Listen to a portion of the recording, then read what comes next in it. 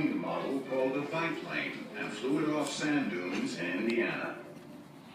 At that time, Orville and Wilbur Wright lived here in Dayton, Ohio, with their father, a widower and a bishop of the Church of the United Brethren in Christ. The two brothers were very close, and they both were skilled at working with machines.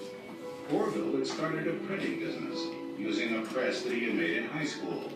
Wilbur later joined him, and the business did very well. Bicycles were popular at the time, and the two brothers loved to ride them. They decided to open a shop to repair and sell bicycles in the same building as the print shop. That, too, was successful.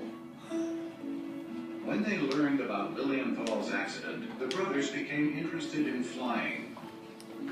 They decided to teach themselves everything that was known at the time about the subject of flying.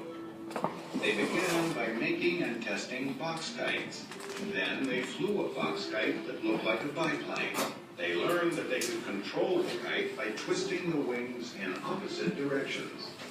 Next, they planned a glider big enough to carry a man. They knew they would need a location with strong, steady winds for their tests. On the advice of the U.S. Weather Bureau, they went to Kitty Hawk on the North Carolina coast in the fall of 1900. There, they set up camp, assembled their glider, and tested it. The brothers returned there a year later with a new, larger glider. It was the largest ever built, with a wingspan of 22 feet. They were unhappy with the way it flew.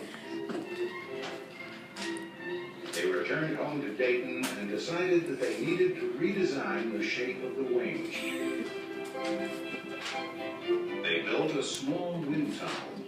It used a gasoline engine to drive a fan that produced a steady flow of air. In it, they tested 200 miniature wings of various sizes and shapes. They used the test results to design a wing with the right shape and length needed to keep their craft in the air. In 1902, they went back to Kitty Hawk with their third glider. It was bigger and had tail fins. However, it didn't perform well during the first test flight.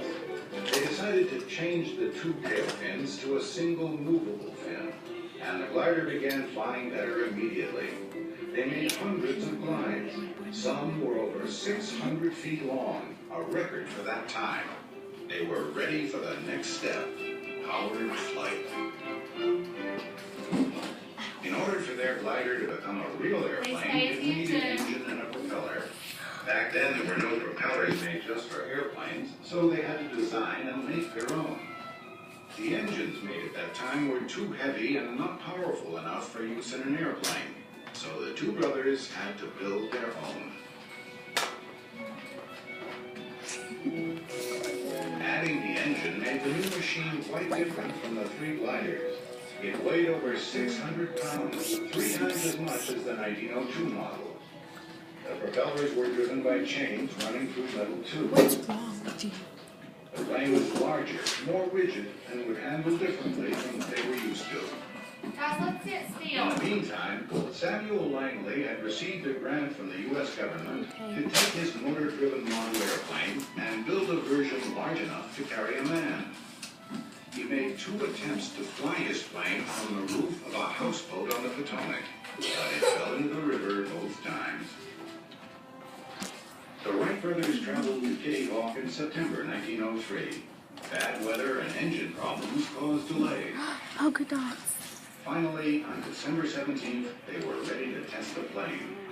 They had laid a wooden track in the sand for the plane to run on during takeoff. With Orville at the controls and Wilbur running alongside to steady it, the plane rolled down the track. My nails match my pencil. Orville had set up a big box camera and asked a bystander to snap the shutter if the plane took off.